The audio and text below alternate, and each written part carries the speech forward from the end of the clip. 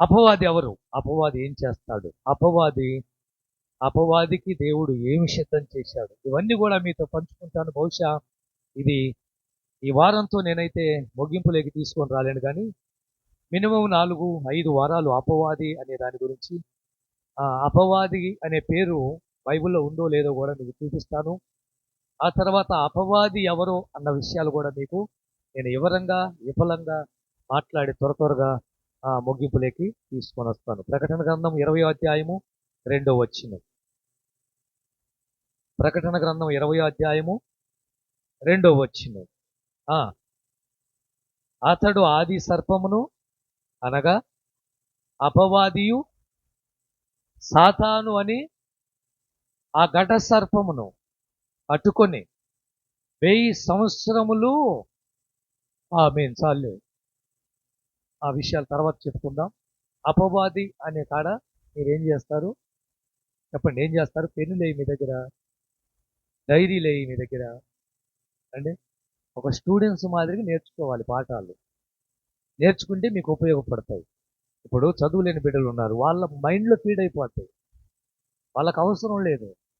మీకు తెలుసు కదా విజయమ్మ, అలాంటి టైంలో వాక్యం చెప్పాను, ఏం చెప్పానంటే అమ్మ చెప్పేది. చదువు అక్షరం ముక్క లేదా అనుకో, భలే పాడిద్ది పాటలు.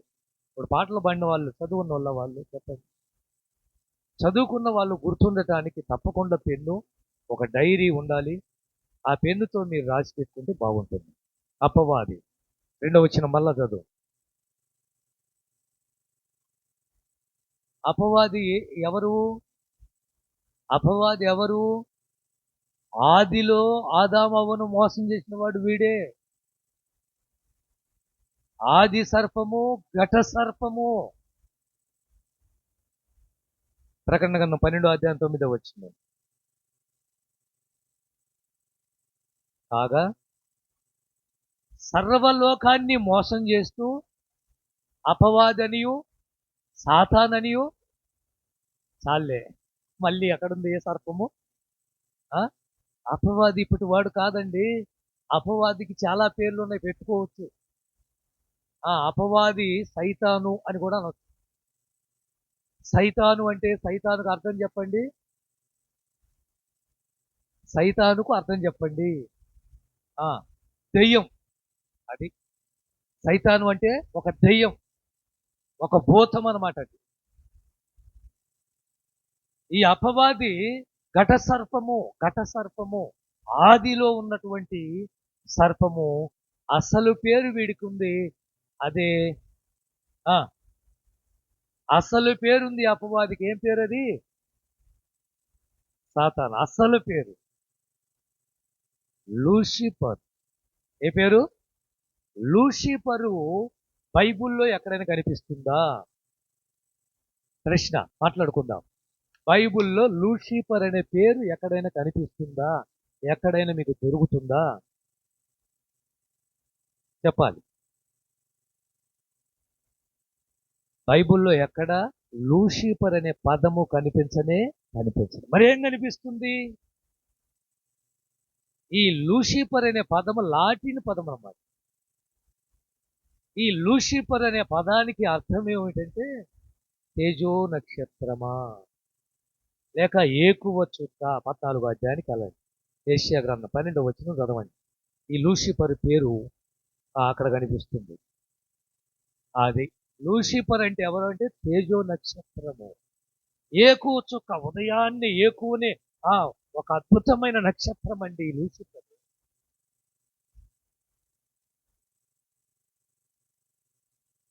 అంటే ఉదయించే తార. ఆకాశంలో ఒక నక్షత్రాన్ని మనము ఆ రోజు ముగ్గురు జ్ఞానులు చూసి యేసును వెంబడించారు చూడు, యేసు దగ్గరికి చేరారు చూడు. అలాంటి ఒక అద్భుతమైన నక్షత్రం అంటే ఉదయించే తారగా ఉన్నవాడు, వెలిగించేవాడిగా ఉన్నవాడు, వెలుగైన వాడు ఏమయ్యాడు? చీకటైపోయాడు, అంధకారం అయిపోయాడు.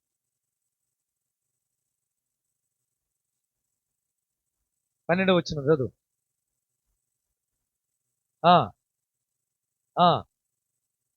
నీవెట్లా ఆకాశము నుండి ఎక్కడుండేవాడు లూసిఫరు? ఆకాశంలో ఉండేవాడు. ఇప్పుడు ఎక్కడ పడ్డాడు? పాతాళానికి నెట్టివేయబడ్డాడు. ఎవడి లూసిఫరు? తేజో నక్షత్రానికి లాటిన్ పదానికి తర్జుమా చేస్తే లూసిఫర్. అంతేగాని బైబిల్లో ఎక్కడ లూసిఫర్ అనే పదము కనిపించదు. సాతాన్ అనే పదం కనిపిస్తుంది, సైతాను అనే పదం కనిపిస్తుంది, అపవాది అనే పదం కనిపిస్తుంది, దుష్టుడు అనే పదం కనిపిస్తుంది. వీడికి అనేకమైన పదాలు బైబిల్లో పేర్లు ఉన్నాయి. ఈరోజు నేను అపవాది అనే పేరును మాత్రం మేము పరిచయం చేస్తున్నాను. అపవాది అంటే ఏం చేస్తాడు అంటే ప్రజల మీద నేరాలు మోపేవాడు, అంటే తప్పుడు ఆరోపణలు చేసేవాడు. దేవుని దగ్గరికి వెళ్ళి నీతిమంతుల మీద నిందలు మోపేవాడు ఉన్నారా? ఈరోజు నీతిమంతుల మీద నిందలు మోపేవాళ్ళు, పరిశుద్ధుల మీద నిందలు వేసేవాళ్ళు, బురద చల్లేవాళ్ళు, పవిత్రంగా బతుకుతున్న వారిని నిందించేవాళ్ళు. వీళ్ళు ఎవరు? అపవాది సంబంధులు. అపవాదికి ఉన్న బుద్ధి ఏమిటి? నేరాలు మోపేవాడు, నిందలు మోపేవాడు, ఆరోపణ చేసేవాడు, తప్పుడు ప్రయోగాలు చేసేవాడు, తప్పుడు మార్గంలో నడిపించేవాడు. వీడికి రాసుకున్న అర్థాలు చెప్తున్నాను. తప్పుడు ఆరోపణలు చేసేవాడు, లేక తప్పుదారి పట్టించేవాడు. నెంబర్ 2 మోసం చేసేవాడు. నెంబర్ 3 నిందెలు మోపేవాడు. నెంబర్ 4 విడదీసేవాడు. కాపురాలను కూంచేది ఎవరు? భార్యాభర్తల్ని విడదీసేది ఎవడు? అపవాది కాదా? అపవాది కాదా? వాని పేరే సాతాను, లేక సైతాను, లేక దుష్టుడు, లేక లూసిఫర్, దెయ్యం. అర్థమైందా? ఎవరి పేరు? వీడి పేరే లూసిఫర్. ఈ అపవాది గురించి ఈరోజు ఉపద్ఘాతం మీతో మాట్లాడి, వచ్చే ఆదివారము అపవాది ఏం చేస్తాడో ఇప్పుడు చెప్పిన అంశాలన్నీ కూడా ఒక్కొక్కటిగా మీతో వివరిస్తాను. అపవాది ఎందుకు, అపవాది గురించి పాస్టర్ గారు యేసుక్రీస్తు గురించి చెప్పచ్చు కదా అని ఒకవేళ మీరు అడిగితే, ముందుగా మీకు చెప్తున్నాను, మన శత్రువు గురించి మనం తెలుసుకోవాలి. మన శత్రువు గురించి, వాడి ప్లానింగ్ గురించి, వాడి ఆలోచనలు తెలియకపోతే మనల్ని ఎక్కడొక చోట దాడి చేస్తాడు, మనం పడిపోతాం. కాబట్టి మన శత్రువు ఏ ప్లాన్ చేస్తున్నాడో, ఏ విధంగా మనల్ని నాశనం చేయాలని వాడు పన్నాగాలు పన్నాడో అవన్నీ మనం తెలుసుకోవాలి. అసలు శత్రువు ఎలాంటి వాడో తెలుసుకోవాలి.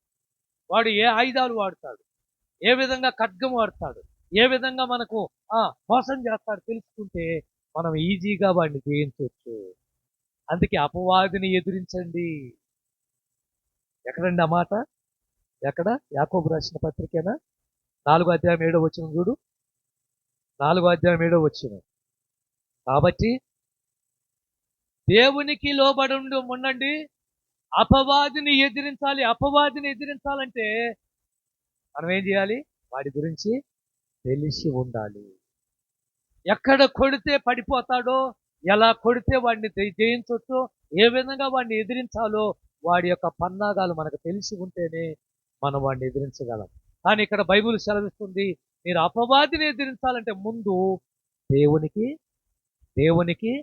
లోబట్టండి.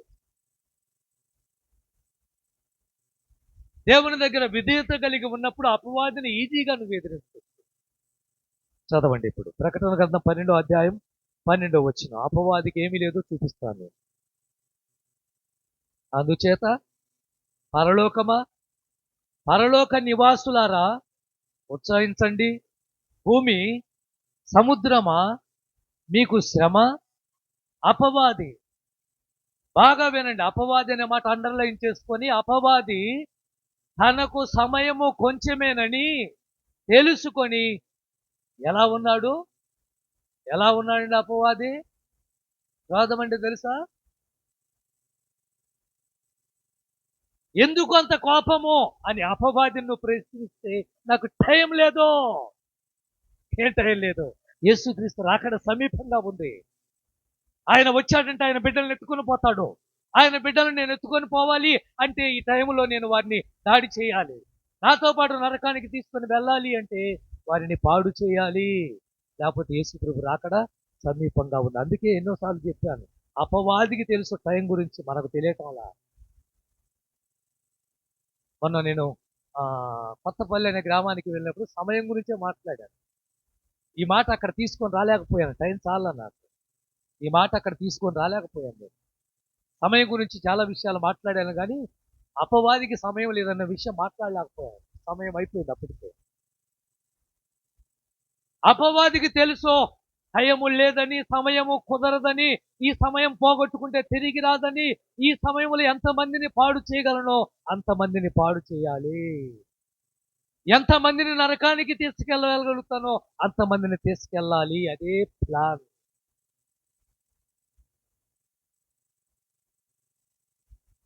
వాస్తవానికి అపవాది లూసిఫర్ అనేవాడు దేవునితో ఉండేవాడు, దేవుని దగ్గరగా ఉండేవాడు, రాత్రింబగులు ఆరాధనలో పాలు పుంపులు పొందేవాడు, ఆరాధన చేసేవాళ్ళు, లీడర్షిప్.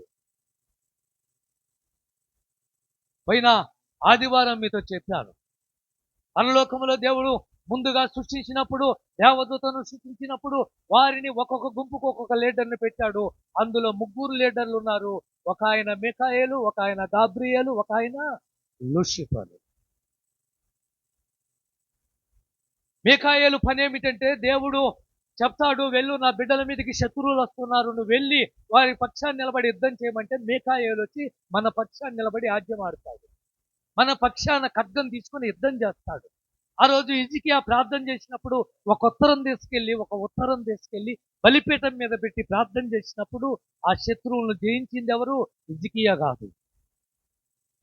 ఒక దూత వచ్చి 1,85,000 మందిని చంపింది ఏ దూత? మీకాయేలే. గొల్యాతు ముందు దావీదు నిలబడ్డప్పుడు దావీదు మనకు కనిపిస్తాడు గాని అదృశ్యంగా ఉన్న దేవదూత కనిపించడు. దావీదు ముందుగానే చెప్తాడు, యుద్ధము యెహోవాది అని. ఒడిశాల్లో ఒక రాయి పెట్టడం చూశాము, ఒడిశాల్లో విసరటం చూశాము, రాయి వెళ్ళి గొల్యాతుకు తగలటం చూశాము, తగిలిన గొల్యాతు బోర్ల పట్టం చూశాం. కానీ కొట్టింది ఎవరో తెలుసా? మీకాయేలే. దేవునికి స్తోత్రం, హల్లెలూయా. యుద్ధము చేసింది ఎవరో తెలుసా?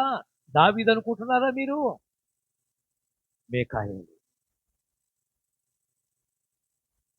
మోషే చనిపోయిన తర్వాత మోషే ఆత్మ గురించి ప్రస్తావన వచ్చినప్పుడు మోషే ఆత్మ అంటే మోషే శరీరం దగ్గర వాదన జరుగుతూ ఉంటుంది. అక్కడ అపవాది నిలబడి మోషేని ఎత్తుకొని పరలోకానికి వెళ్ళటానికి వెళ్ళేదో, మోషే నావాడో అని తప్పులు నేరాలు మోపినప్పుడు ఆ రోజు అపవాదిని జయించి మోషే ఆత్మకు నెమ్మదిని కలిగించింది మీకాయేలు.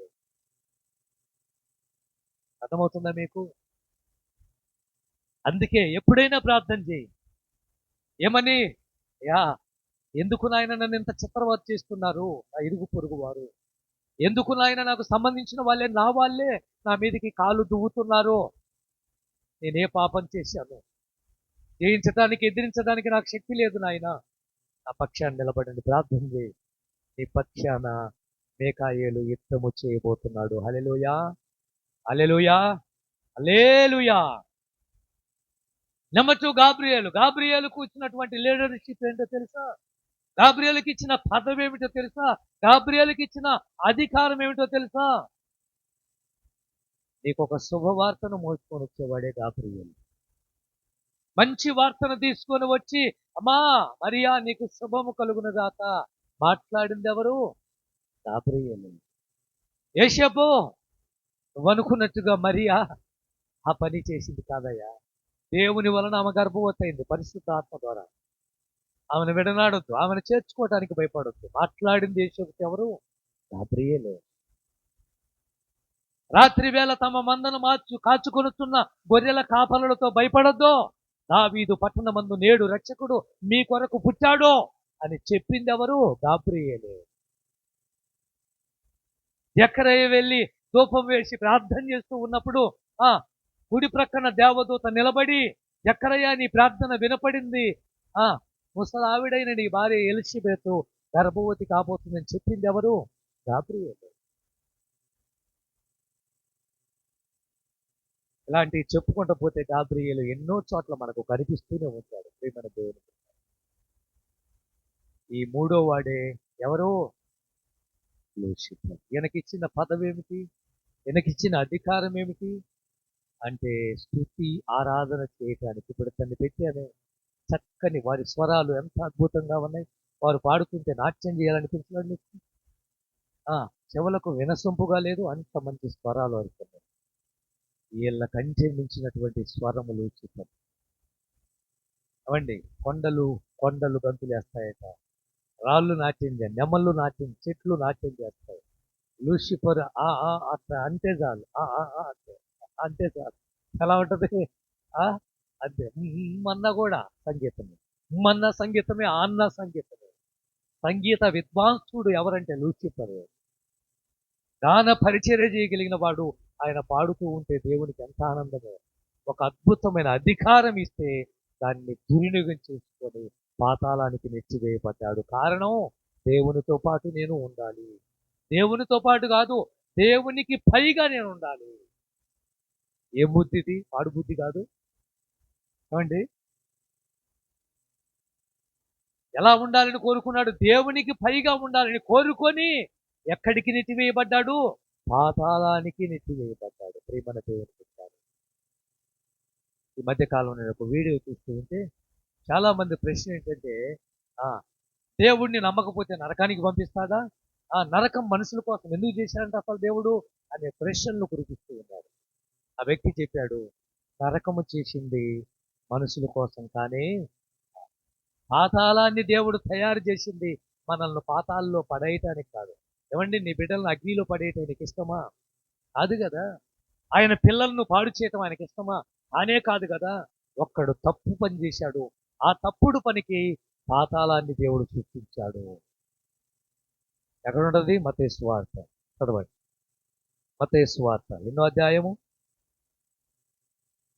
25వ అధ్యాయం ఎన్నో వచనం?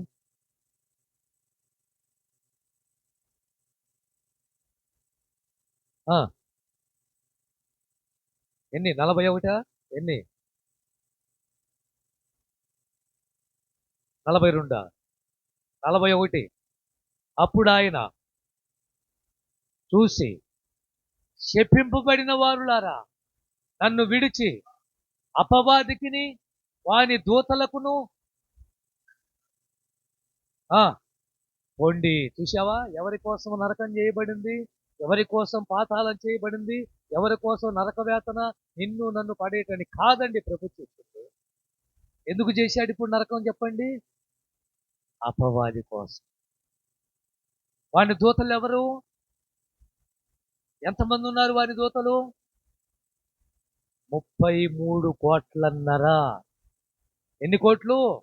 ఒకళ్ళు కాదు, ఇద్దరు కాదు, 10,000 కాదు, 1,00,000 కాదు, 10 లక్షలు కాదు, 10 కోట్లు కాదండి, 33 కోట్లన్నర దేవదూతలను ఒక్కడు చేసినటువంటి పనికి వానితో పాటు ఉన్న వాని దూతలు కూడా ఎలాగనే ఉంటారని 33 కోట్ల దేవదూతలను అందులో పడేశారు. ఇప్పుడు దెయ్యాలుగా పిలువబడుతున్న వాళ్ళు వీళ్ళే. ఏమండి, దేవతలుగా పిలువబడుతున్న వాళ్ళు వీళ్ళే.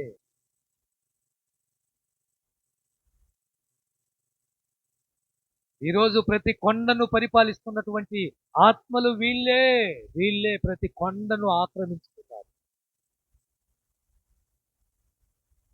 యేసు ప్రభు ఎత్తైన కొండ మీదకి అపవాది తీసుకొని వెళ్ళి ప్రపంచాన్ని చూపించి మొత్తం నీకు ఇచ్చేస్తాను అంటే, ఇప్పుడు చెప్పండి, ప్రభుత్వం ఎవరి కింద ఉంది? లోకం ఎవరి కింద ఉంది? ఏమండి, లోకాధికారి ఎవరు? అపవాది చేతిలో ఉంది. అపవాది చేతిలో ఉంది. అయితే ఏ దేవదూత అయితే దెయ్యంగా మారాడో, ఆ దెయ్యంగా మారిన వాడు వాడు ఒకటే ఆలోచించాడు, నేను ఒక్కడిని పట్టం కాదు, నాతో పాటు కొంతమందిని తీసుకొని వెళ్ళాలి. ఎవరో చెప్తుంటే విన్నాను, మంగళవారం ఆ ఊర్లో చచ్చానట. మంగళవారం ఒక్కడికేం చచ్చాడంటే ఆ ఊర్లో మరొక వారం మంగళవారం వచ్చేవరకు ఒకడు కావాలంట. అర్థమైందా? ఏమిటి అంటే, ఆ మంగళవారం నాడు తెచ్చినోడు నేను ఒక్కడిని చేసేట అని చెప్పేసి మరొక మంగళవారం వచ్చే వరకు ఒకడిని ఎత్తుకుని పోతాడు. అపవాది కూడా అదే పనిలో ఉంది. నేనైనా నరకంలో ఉండాల్సింది, ఈ నరకంలో వాళ్ళను కూడా తీసుకెళ్ళాలి. దేవుడు సృష్టించిన మనుషుల్ని నరకంలో పడేయాలని ప్లాన్ చేసి అనేక మందిని నరకం వైపు నడిపిస్తున్నాడు. ఈరోజు ఇరుకు దారంలో నడవటానికి మనసు ఇష్టపడటం లేదు, కానీ విశాలంగా ఉండే మార్గంలోకి వెళ్ళిపోతుంది. ఆశ చూపిస్తున్నాడు, ఆకర్షణీయంగా అన్ని చూపిస్తున్నాడు. రా నా దగ్గరికి వస్తే ఉద్యోగం ఇస్తాను, నా దగ్గరికి వస్తే వ్యాపారం ఇస్తాను, నా దగ్గరికి వస్తే ఆస్తులు ఇస్తాను, నా దగ్గరికి వస్తే బంగళాలు ఇస్తాను, నా దగ్గరికి వస్తే కార్లు ఇస్తాను, నా దగ్గరికి వస్తే అన్నీ ఇస్తానని ఆశ చూపించి ఆఖరికి తీసుకెళ్ళి ఎక్కడ పడేస్తున్నాడు? నరకానికి తీసుకెళ్ళి. చదవండి 109 కీర్తన 6వ వచనం.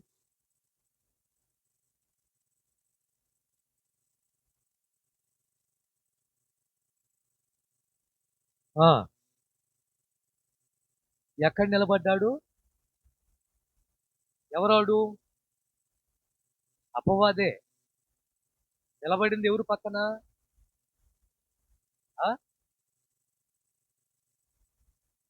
ఎవరు పక్కన నిలబడ్డాడు? యోధా ఇస్కరియోతు. ఈ ప్రవచనం అంతా మీరు చదువుకోండి, కీర్తనలు. యోధా ఇస్కరియోతు ప్రవచనం ఇది ముందుగానే దేవుడు రాయించాడు. ఇప్పుడు చదవండి 13వ అధ్యాయం యోహాను సువార్త 2వ వచనం.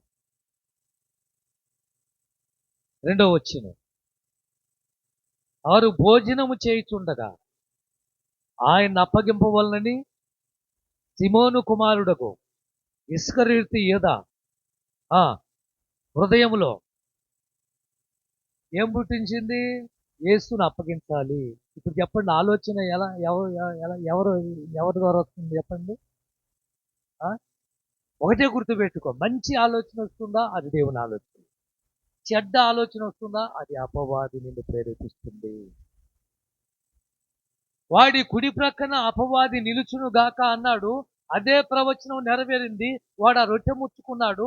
యేసుక్రీస్తు శరీరం అని, యేసుక్రీస్తు యొక్క రక్తం అని ఆ రోజు మేడగదిలో యేసుప్రభు అందరికీ బల్లారాధన ఇచ్చాడు.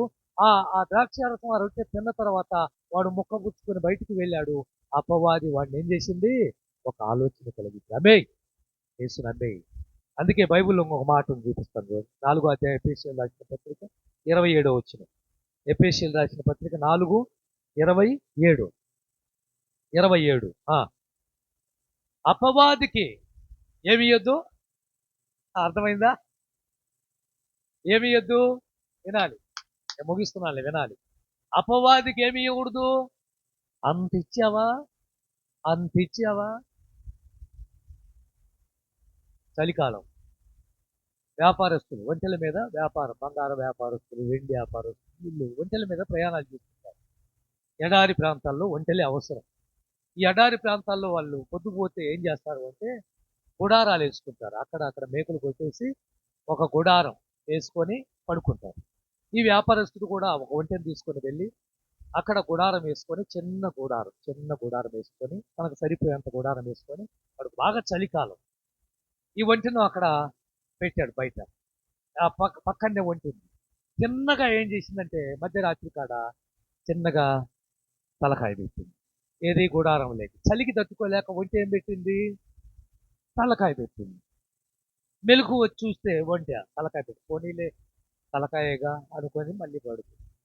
ఇంకొంచేపు ఆగిన తర్వాత 1 గంట తర్వాత తలకాయ కాస్త నడుము దాకా వచ్చింది, లోపల దాకా వచ్చింది. పోనీలే తలకాయ కదా పెట్టుకోనీలే అనుకున్నటువంటి వ్యక్తి నడుము దాకా వచ్చింది. ఇంకొంచెం 4 గంటల 5 గంటలప్పుడు తెల్లారిపోయింది. తెల్లారి చూస్తే మనోడేమో ఎడారిలో బయట ఉన్నాడు, ఒంటేమో గుడారం లోపల. ఏడుందండి?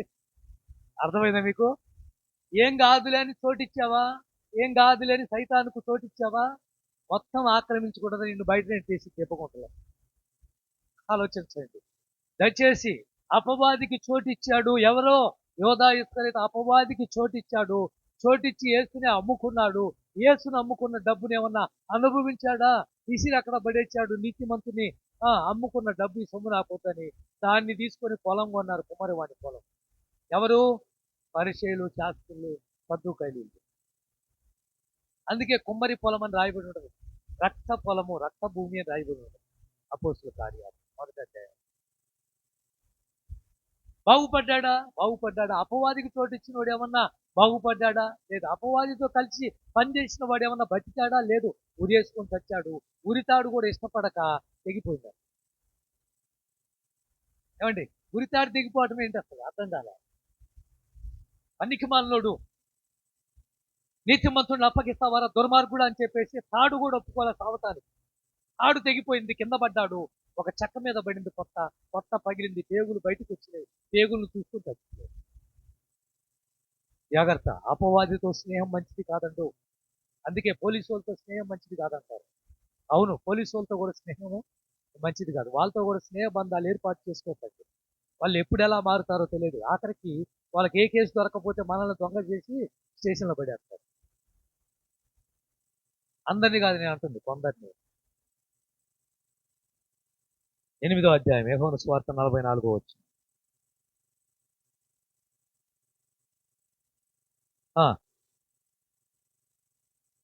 ఎవరి సంబంధాలు మీరు? మీరండి మీరు కాదమ్మా, మీరు కాదు. అక్కడ యేసు ప్రభు చెప్తున్న మాటలు. మీరు ఎవరి సంబంధులు? చేయి చూపిస్తే మీరు అనుకుంటున్నారా? అక్కడ పైన ఉన్నారు. మీరు మీ తండ్రి అయిన అపవాది సంబంధులో. అది వాడి ఆశలను నెరవేర్చేవాళ్ళు, వాడి ఆలోచనలు నెరవేర్చేవాళ్ళు మీరు, వాడి తలంపులను నెరవేర్చేవాళ్ళు మీరు, వారి ఐడియాలను నెరవేర్చేవాళ్ళు మీరు. వాడు మొదటి నుంచి ఎలాంటి వాడు? ఆది నుండి వాడు ఎలాంటి వాడు? నరహంతకుడు అండి. మనుషులను హత్య చేస్తాడండి. సత్యం అసలు మాట్లాడు. వాడు అబద్ధం ఆడినట్లు వాడి స్వభావాన్ని అనుసరించి అబద్ధం మాట్లాడతాడు. వాడు అబద్ధికుడు, అబద్ధానికి జనకుడు. చెప్తున్నారు అబద్ధాలు. కాబట్టి అపవాది గురించి మీతో మాట్లాడుతున్నాను. అపవాది యొక్క ఆలోచనలు, అపవాది సంబంధులు ఎలా ఉంటారంటే ఎప్పుడు అబద్ధాలు చెప్తుంటారు. వారి ఆలోచనలు వేరు, వారి తలంపులు వేరు, వారి ఊహలు వేరు, వారి వారి యొక్క ఆలోచనలు. మీకు తెలుసా, యేసు ప్రభు ఉదాహరణలు చాలా బైబిల్ మత్తయి సువార్తలో చాలా ఉదాహరణలు చెప్పారు. ఆయన పురుగుల గురించి ఏమండి తర్వాత గోధుమల గురించి మాట్లాడుతూ పొలం పంట గురించి ఉపమానం చెప్పారు. ఉపమానం చెప్పినప్పుడు ఆ పొలంలో గోధుమ పంట వేస్తారు.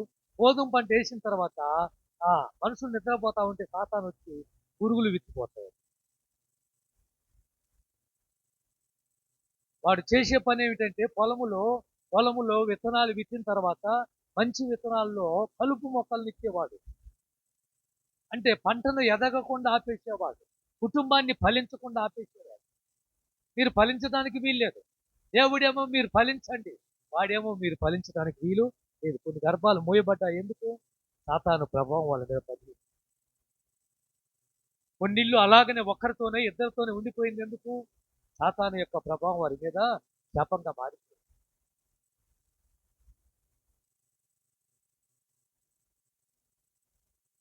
13వ అధ్యాయం మత్తయి సువార్త, నేను ముగిస్తున్నాను. 24 వచనం, 25 వచనం. ఆయన ఏమనగా పరలోక రాజ్యం విత్తిన ఒక మనిషిని పోలి ఉన్నది. మనుషులు నిద్రిస్తుండగా వచ్చి ఎత్తిపోయెను. ఏం చేశాడండి? కానీ యేసు ప్రభు అంటాడు, వాళ్ళు వచ్చి అంటారయ్యా పొలంలో మొలకలు ఉన్నాయి. ఏమంటారు వాటిను? ఏమన్నా కలుపు అంటే ఎదగనియండి, ఏమి చేయదు. ఇప్పుడు ఆ కలుపు మొక్కలను బిగితే మంచి మొక్కలు కూడా ఊడిపోవచ్చు. వాటిని కూడా పెరగనివ్వండి, వీటిని పెరగనివ్వండి. రెంటిని పెరిగిన తర్వాత వేరు చేసే టైం వస్తుంది. అప్పుడు పంట పడిన గోధుమనేమో పక్కన పెడదాం, పురుగులనేమో అగ్నితో కాల్చివేద్దాం అని చెప్తారు. వాడు మొదటి నుంచి కూడా నరహంతకుడు. అపవాది తంత్రాలు మనం ఎరగకపోతే, అపవాది కార్యాలు మనం తెలుసుకోకపోతే బోల్తా పడినట్టే. మన జీవితంలో ఆశీర్వాదం అనేది పొందుకోలేము. ప్రియమైన దేవుని బిడ్డలారా, అపవాది ఏం చేస్తాడో, ఇంకా ఏం చేయబోతున్నాడు అన్న విషయాలు మీకు రేపు వారం మొత్తం చక్కగా వివరిస్తాను. అపవాది మొదటి నుంచి గుర్తుపెట్టుకోండి, నరహంతకుడు, అబద్ధికుడు, మోసగాడు, హత్యలు చేసేవాడు, కుటుంబాలను విడదీసేవాడు, నీ మీద నా మీద నేరారోపణ చేసేవాడు ఎవరంటే అపవాదే. కళ్ళు మూసుకుందాం, ప్రార్థన చేసి. దయగలిగిన మా తండ్రి మాట్లాడిన మాటలు మా జీవితాలకు, మా కుటుంబాలకు, మా సంఘానికి, మా ప్రజలకు ఆశీర్వాదకరంగా మార్చండి. అపవాదిని ఎదిరించే శక్తి అందరికీ ప్రసాదించమని యేసు నామములో ప్రార్థిస్తున్నాము తండ్రి.